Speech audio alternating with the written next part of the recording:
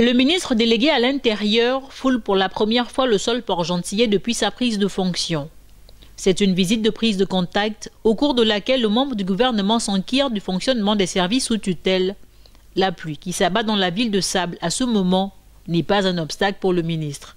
J'ai pu, à la faveur de la petite tournée que j'ai effectuée, pu prendre la mesure du fonctionnement du gouvernorat, des défis, des challenges, des difficultés, des possibilités, et surtout j'ai pu mesurer la détermination et la volonté des personnels de commandement, auxiliaires de commandement et des personnels d'encadrement à conduire avec justesse et efficacité les missions qui sont les leurs.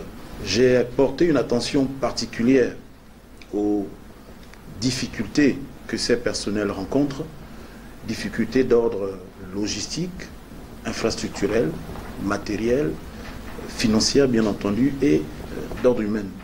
L'établissement des cartes nationales d'identité électronique, un dossier prioritaire dans la feuille de route du membre du gouvernement. Ici, à Port-Gentil, Herman Imongo touche du doigt l'état d'avancement du projet. Après la visite des sites de Libreville, il était pour moi donc le lieu de visiter les sites qui seront ici déployés à Port-Gentil. Nous avons vu au niveau du commissariat, nous sommes également ici au niveau de l'antenne de la DGDI. L'idée c'est d'être sûr que ce que nous allons déployer comme matériel pourrait être en capacité de répondre aux attentes des populations. Et le chef de l'État attend de nous que nous puissions être en capacité de boucler cette opération dans les meilleurs délais possibles.